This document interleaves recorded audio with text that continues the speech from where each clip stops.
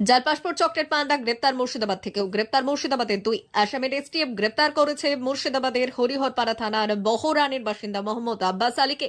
রয়েছে ইউএপিএ ধারাও। বাজেয়াপ্ত করা হয়েছে দুটি মোবাইল সেট। বুধবার ভোর 4টের সময় ওই ব্যক্তির বাড়িতে হানা দেয় এসটিএফ। হরিহরপাড়া রুকুনপুরের বাসিন্দা মিনারুল শেখকেও গ্রেপ্তার করেছে আসামের এসটিএফ। বুধবারই ভোর 4:30টায় মিনারুল শেখের বাড়িতে হানা দেয় এসটিএফ। তার কাছ থেকে বাজেয়াপ্ত হয়েছে দুটি মোবাইল ফোন, একটি পেন ড্রাইভ। দুই ব্যক্তির বাড়ি থেকে বিভিন্ন বইপত্র বাজেয়াপ্ত করেছে এসটিএফ। হ্যাঁ, চিনব না কেন? এখানে আমি পোলট্রি ব্যবসায়কে মোটামুটি 10-12 বছর থেকে করছি, চিনি তো। হ্যাঁ, তো আব্বাসকে পুলিশে ধরে নিয়ে গেছে, দিয়ে দেখেন এরকমভাবে ধরে লেগেছে, তাই শুনছি।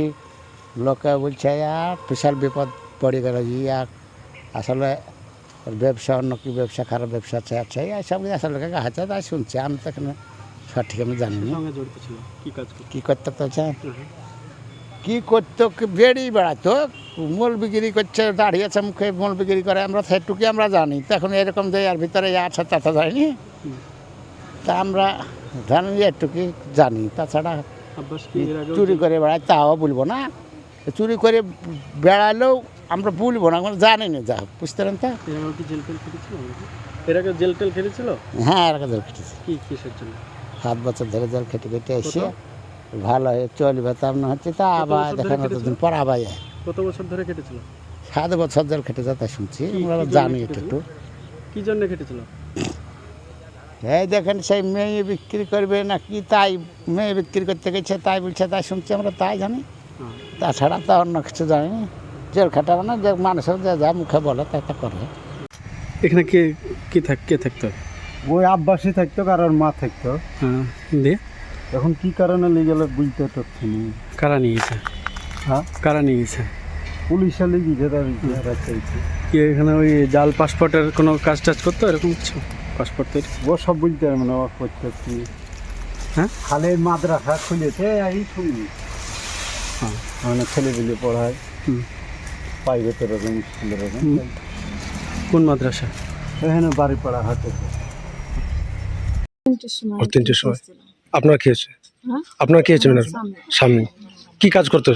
মেশিন সরাই দেখেন, মাঠে চায় না, মেশিন সারে জিত করে, মাঠা আবাদ করে, গরু ছাগল পুষে। কোথাকার পুলিশ নিয়ে গেছে ধরে কিছু জানেন? না, আমরা বলতে পারবো না কোথাকার পুলিশ। কি কেসের জন্য নিয়ে গেছে? না, কোনো কেস তো নাই, আমরা কি করে জানি লেগেছে তা?